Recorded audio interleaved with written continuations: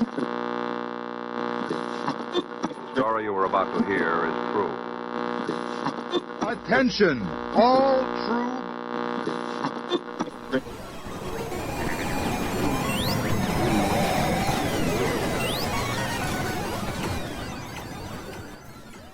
She's alive!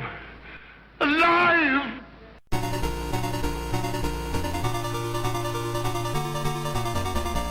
Welcome to the Retroist. I'm not sure when I realized this, but at some point I became very aware that when my family would go out to eat, my sisters and mom and grandmother would almost always order the same thing at any particular restaurant they were going to. This was the thing they always ate. For example, when my mother went to McDonald's, she would get a Big Mac. My sisters would get cheeseburgers. When we went to Burger King, my mother always had onion rings and a Whopper. When I went to McDonald's, the decision was pretty easy. I would get a Happy Meal. But I started to realize that I was only getting it because that is what kids got. Yes, I loved getting the toy. That was great. The food was almost an afterthought. But as the food became something I was aware of, I started to get a little restless. I wanted my own food that I got when we went to McDonald's or any place that we would go out to eat. And an opportunity presented itself for me to plant a flag into some food in the 80s when McDonald's released their Chicken McNuggets. And I remember the first time I had Chicken McNuggets because my family made a really big deal about it. We had pulled into the drive-thru. My family liked eating in the car. And my mom ordered her food. My one sister shouted over her and ordered her food that my other sister ordered. And my mother was about to say, "And can I get a Happy Meal?" But I cut her off and said, "Can I get Chicken McNuggets?" Everybody turned around and looked at me. Chicken McNuggets? Chicken? At McDonald's? All right, my mom said. Can we get an order of Chicken McNuggets? I had never had them before. I had only heard about them. I didn't even know what sauce to pick, so I picked barbecue. When I got them, I was relieved to find out that I enjoyed them. And so from that point on, whenever my family would go to McDonald's, even if I really wasn't in the mood for chicken, say I wanted to have a cheeseburger, I would order the Chicken McNuggets. Because now this is who I was. I was the McNugget boy, and that made me happy. On today's show, I'm going to talk to you about one of the most magical creations to come out of the early 1980s in the fast food world, the Chicken McNugget. We'll talk about the development of the chicken nugget itself, then how it came into being at McDonald's, the people behind all of this, and then we'll throw in a few surprises here and there. We have an info-packed episode ahead of us, so without further ado, let's start the show.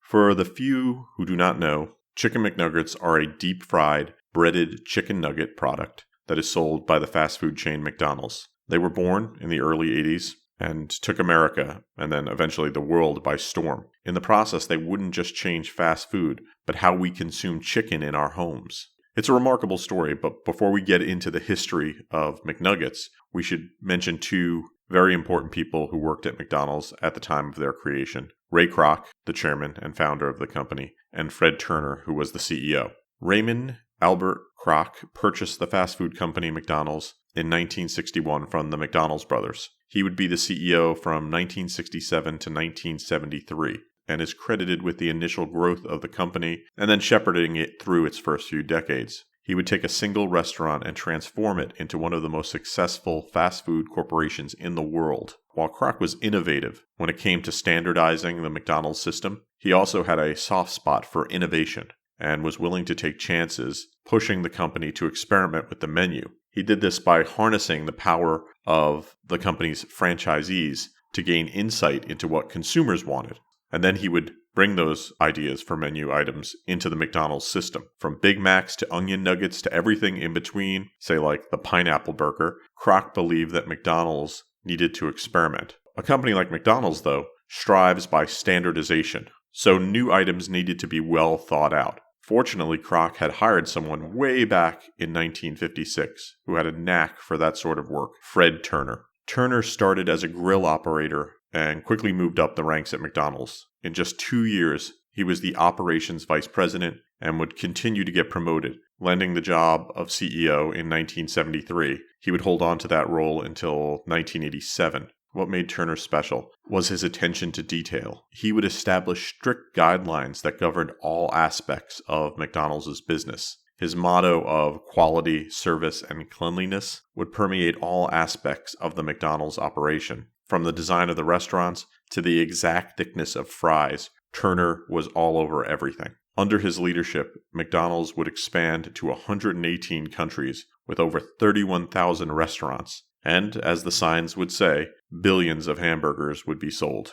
Both Turner and Kroc are important to the origin of McNuggets. We'll talk about their contributions a bit later, but they didn't invent the chicken nugget. That honor went to Robert Baker. Baker was a renowned food scientist. Some referred to him as the George Washington Carver of poultry because he came up with innovative ways to use poultry and push those ideas out into the world so that people could use them. The chicken nugget that he invented came about in the 1950s when he was a food science professor at Cornell University. And there he would publish an unpatented paper on how to make bite-sized pieces of chicken, coated in batter, and then fried, which he christened Chicken Crispy. He was able to solve big problems that the chicken industry was having at the time. For example, how do you take ground meat and attach a batter to it that could be deep fried without the batter coating slipping off? He solved this problem in a clever way, using ingredients that any company could get their hands on. And it allowed you to take this ground meat and pretty much put it into any shape you wanted. And we would see that McDonald's and other people would take advantage of it. So while Baker was working on this a while ago to help the poultry industry and to bring chicken to more people, chicken's popularity really started to rise in the 70s. There was a lot of reasons for that. Fast food chains like Chicken Delight, Chick-fil-A, KFC were all pushing chicken out to a hungry public. But at the same time, the medical profession was praising the benefits of chicken. And a lot of people were contrasting that with eating red meat, which is what is in hamburgers. And the hamburger-based fast food industry was taking notice. And as the 70s drew to a close, a few factors would contribute to a chicken boom that would only get larger in the 80s. Number one would be people perceiving chicken as healthier. Number two would be chicken was cheaper on average than beef, which would allow people to buy more of it, but would also allow restaurants to price the food in a similar way and make a little bit better of a margin on the chicken product. Number three, which you can thank Professor Baker for, the innovation in processing meat, but also in the growing of meat. And finally, number four, fast food companies were not doing very well in the 70s. They were saturating the market and there was so much competition. So they needed to add new products to the menu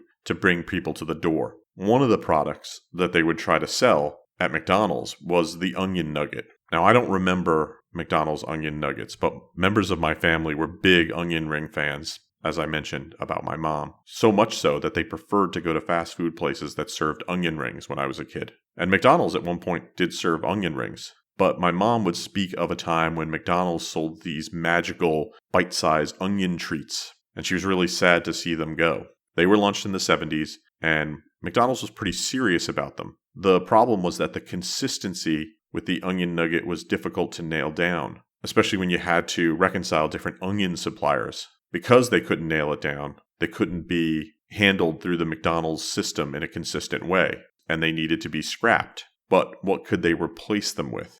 And before we get into what they could replace them with, we should meet another person, René Arend. Arend was born in 1928, and he served as the executive chef for McDonald's from 1976 to 2004. A lot of products happened under Arend's tenure at the company, most notably Chicken McNuggets, and let's not forget, in 1981, the McRib, which we'll talk a little bit about later. Arend was from Luxembourg and was trained in fancy hotels before he met Ray Kroc, who recruited him. And it took a while to recruit him. Arend didn't understand why this fast food guy thought he should come aboard. But it makes sense. As I said, Kroc wanted innovation. He wanted interesting things. And he wanted a really good chef to try new things.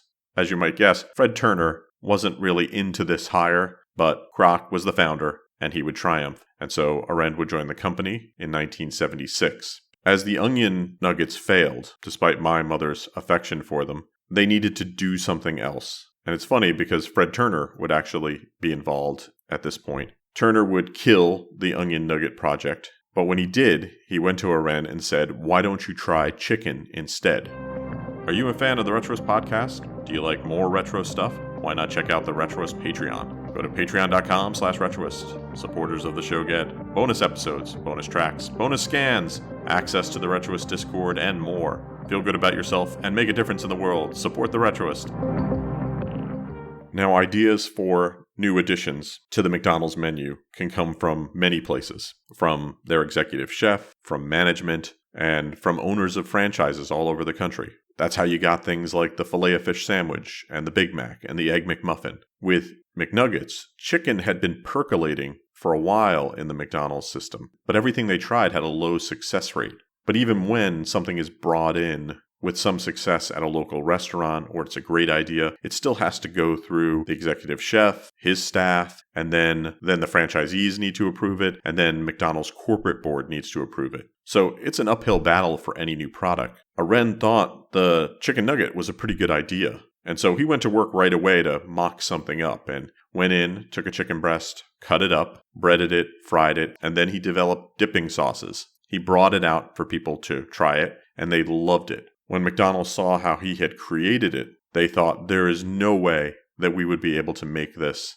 at our restaurants. They needed a solution, a technical solution. So they went to Banquet Foods to try to get them to come up with some sort of nugget. Banquet was still relying on a meat grinding technology. So they could grind chicken and form it into a shape, but the texture of it was more akin to a chicken sausage. Combine that with the diamond shape that they chose, and it looked really unnatural. So next, Fred Turner went to Gorton's, who specializes in frozen and battered fish, and they formed an internal and external partnership headed by Gorton's Bud Sweeney. What they focused on Gorton's is what they were really good at, which was battering things. And they would ultimately arrive on a tempura coating that gave the appearance of having been freshly battered. The problem was they still didn't have an efficient nugget that they could use. They would explore all manner of options, but chicken at the time was sold in a way that wouldn't scale to produce nugget-sized chicken in a dependable way. If they were going to sell chicken McNuggets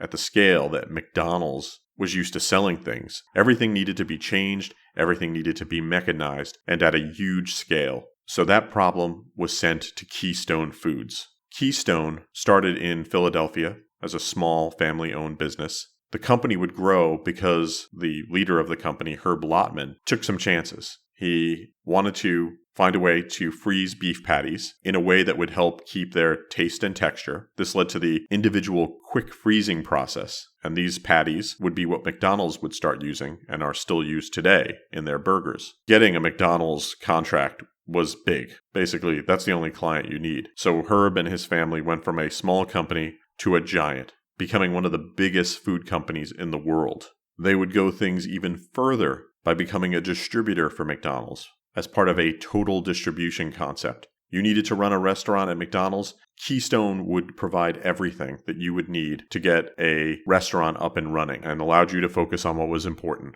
the customer. Eventually, Keystone would be bought by Marfrig in 2010, and then parts of the company would be sold to Tyson in 2018. So how did Keystone Foods solve the McNugget problem? They did this through a combination of manual, human-powered line work to debone chicken, and then automation. They would heavily modify hamburger machines that could take the deboned chicken and cut them into nugget-sized parts. Lotman was convinced this was going to be big. He believed in McDonald's, and he had taken chances earlier in his career betting big on them, and that had paid off big. So when a test of the nuggets were done in the early 80s at a single store, and they were a hit, Keystone would rush to build a plant to make nuggets. and they would invest $13 million with no assurances that anything would come of them, and they built it in just 3 months. Turned out to be a pretty good bet. It would take time to ramp things up, though, mostly because demand was so high during the first 2 years. So Keystone would share and partner with Tyson, who would eventually become an owner of Keystone, and they would share tech and processes, which had a big effect on chickens themselves. And if you didn't know, Tyson is a raiser and processor of chickens. They would develop a whole new breed of chicken to meet demand. It was nearly twice as large as the standard supermarket chicken at the time. It would pack on more meat to increase the yield from the, McNuggeting process. McDonald, the people who did so much for the hamburger, happily introduces home fried chicken. It's the closest thing to Mother's home fried chicken we can make. We put all the dark meat in a silver foil package and all the light in a gold foil package so everyone can have just what they want. McDonald's strives to reunite the American family. So how are they made? Chicken McNuggets take full cuts of meat, chicken breast, rib meat, tenderloin, and skin, and they do a rough grind of the meat, and then they add flavors and preservatives. That is molded into shapes that are battered, breaded, and then finally a leavened tempura batter is added. That gets cooked just a little so that the batter sets, but the chicken is still uncooked. At this point, they are flash frozen, where they'll be delivered to restaurants and then cooked on the line there. Here's a fun fact. The original nuggets contain ground chicken skin in addition to chicken meat, and then they were fried in oil. When the nuggets were tested by McDonald's technicians, 6 of them had twice as much fat as a Big Mac. And so they eliminated some of the skin to bring down the fat levels to make it more palatable. And eventually, the McNugget recipe would change significantly, especially in the 2000s. The flavor of a McNugget, the profile, should be chickeny with slight pepper and celery notes. Despite what you might read online, the McNugget is not made from any sort of meat slime or unusual chicken parts. It is a ground chicken, though, and it is shaped. Now, while the flavor and components that go into a nugget have changed over the years, the shape of the McNuggets have been fairly consistent. When you see early McDonald's advertisements, they don't go into the different shapes. Eventually, though, you start to see the various shapes that people are familiar with. The shapes are the bell, the bow tie, the ball, and the boot. The reason for the shaping is to ensure a consistent cooking time for food safety. Because if you cook too many nuggets of different sizes, you might get an inconsistent cooking, and that could spell trouble for a restaurant. In addition to food safety, they're also just kind of fun. They also aren't a familiar shape, so there's something a little bit more natural about them. And of course, they're the right size to fit into the cups that the dipping sauce comes in. Another thing I read about in early McNugget advertising is that they be not too big and not too small. They have to be the right size that a person in a car would feel comfortable eating while on the go. People have their favorites, and some have even associated different flavors with different shapes, but that is just in their heads. Each McNugget taste is exactly the same. You can change the flavor, though, with the dipping sauces. And to get those dipping sauces, Arend kept busy. The technical part of the McNugget was being sorted out at Keystone and Tyson, but the nuggets themselves had to be tested and cooked in the kitchens of actual McDonald's. How long should they be cooked? How long could they be served after being cooked? Most importantly, what sauces would be served up with McNuggets? Arend would come up with 4: barbecue, sweet and sour, hot mustard, and honey. Arguably, it's the sauce that is the big attraction for McNuggets. They add the flavor, and over the years they would add others, limited time releases. They would change the originals that are available, but people have their favorites, and it's what they get all the time. I might have started out as a barbecue person, but over the years I've switched to sweet and sour, and I don't go heavy on the sauce. I go light on the sauce. I like to taste my McNugget. Introducing Chicken McNuggets. McDonald's new McNuggets. A McNugget is a boneless chunk of tender, tasty chicken with 4 kinds of sauce to choose, especially for dipping. Barbecue, hot mustard, sweet and sour, honey too. 'Cause you deserve a break today. With chicken cooked the McDonald's way. Ooh, McNuggets. Chicken. If you went to a McDonald's in the early 80s that happened to be selling McNuggets, which was a slow rollout, as I said, Initially, you could only get them in one size, the 6-piece. It wouldn't be until October of 1982 that they would add the 9-piece and 20-piece. They didn't move to the larger sizes right away because there just wasn't enough chicken to go around. It would take time for Tyson to come up with this new breed and farmers to raise all those chickens. While this wasn't great for people who like Chicken McNuggets, the McNugget shortage would lead Arend to create another famous McDonald's menu item, the McRib, in 1981. What'd you say this was again? McDonald's calls it the McRib sandwich. It's a new kind of Q. McRib? I don't see any bones. Hey, who wants bones in a sandwich? Right. McRib is all meat, lean pork that's grilled and simmered in a hickory smoke-flavored barbecue sauce, and put on a home-style roll with pickles and onions. Well, how about it? The McRib sandwich, a new kind of Q. So the McRib, which is a pork product, would not exist if not for the McNugget. And the McNugget was a victim of its own success. It was a huge hit wherever they rolled it out, and that led to shortages and complaints from both customers and franchisees. The shortage would lead directly to their creation of the McRib. Arend said, "We had to come up with something to give the other franchises a new product. So the McRib came about because of the shortage of chickens." If you want more information on the McRib, I wrote a post about this, or you could just listen to the McRib podcast that I did. If you were to go into a restaurant to get Chicken McNuggets, you might be surprised to see that there was more chicken on the menu, because at the same time that McNuggets rolled out, they were also pushing a chicken sandwich. The McChicken was originally introduced in 1980 as a after 4 p.m. dinner special, along with the chopped beef steak sandwich, another item I've written about. It consisted of a chicken patty weighing 3.6 ounces, served on a toasted sesame seed bun with lettuce and dressing. For a bit there, it was like the McChicken and McNuggets were competing against each other to see which would be more popular. But in the end, there could be only one, and the McChicken was canceled and wouldn't be revived until 1988. Introducing McDonald's new McChicken sandwich, a delicious new sandwich at a McDonald's kind of price. It's a great McChicken sandwich. At a great McDonald's price. New McChicken is a tender chicken patty topped with creamy sauce and fresh lettuce, all on a toasted sesame seed bun. And all at a price worth shouting about. Yeah, nobody can do it. It's a great McChicken sandwich. At a great McDonald's price. Like McDonald's can.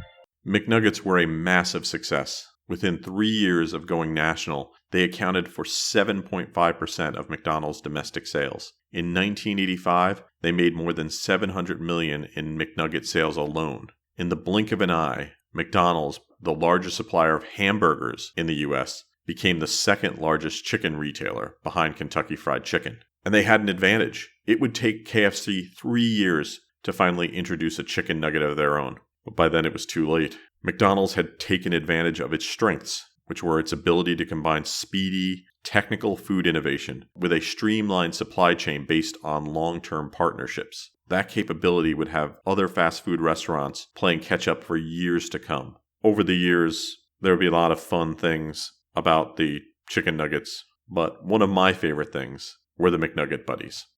Hi, Happy Meal guys. Hi, Ronald. Hi, Ronald. Hey, what are the Chicken McNuggets doing in their bus? Oh, they're just crawling around.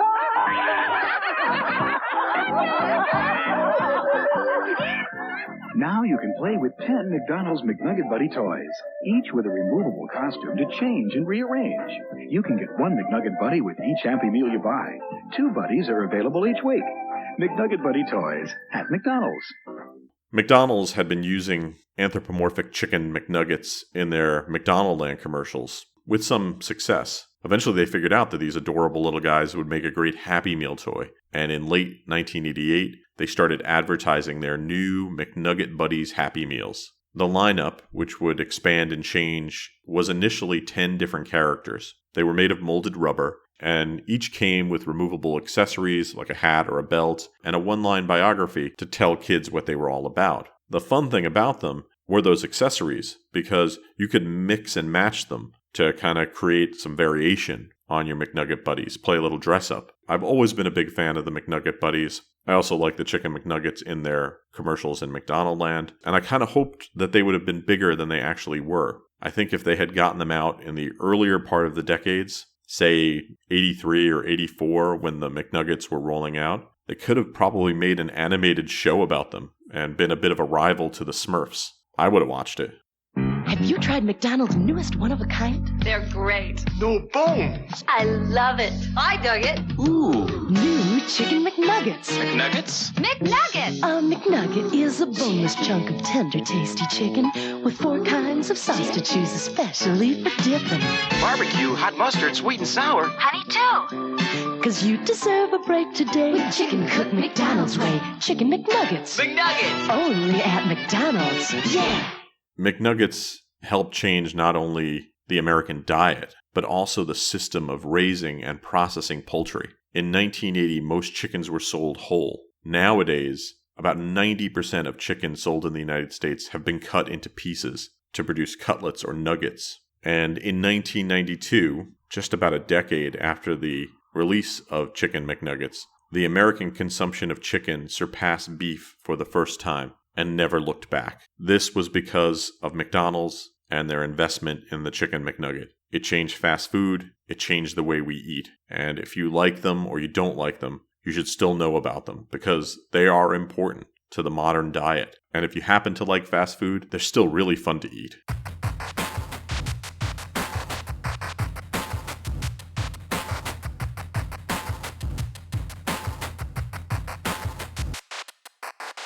Thanks for listening to the show. For more retro fun, you can drop by the website at retroist.com. Make sure you subscribe when you go there. You can follow me on Twitter. I'm at twitter.com/retroist. The music you hear on the show is by Peachy. If you like what you hear, you should follow Peachy on Twitter and Twitch. He's at PeachyPixel8. That's the word Peachy, the word pixel, and the number 8. The art you see promoting this episode was by Christopher Tupa. If you like what you see, you should drop by Christopher Tupa's website. It's ctupa.com. That's ctupa.com. Thanks to everybody who's been supporting the show. If you'd like to support the show, an easy way to do it is to give the show a 5-star review wherever you downloaded it. It's really the 5-star reviews that get people to find the show, so if you could give me one of those, I'd really appreciate it. If you want to support the show further, you can drop by Patreon. I'm at patreon.com/retroist. Supporters of the show get bonus episodes, bonus scans, and access to the Retroist Discord, the greatest retro community on the internet. I'd like to thank some supporters: Gregory Hunt, Dave Hooser, Brandon Rout, and Brent Dollins. I appreciate your support. Thanks for listening to the show, and I hope you have a great weekend.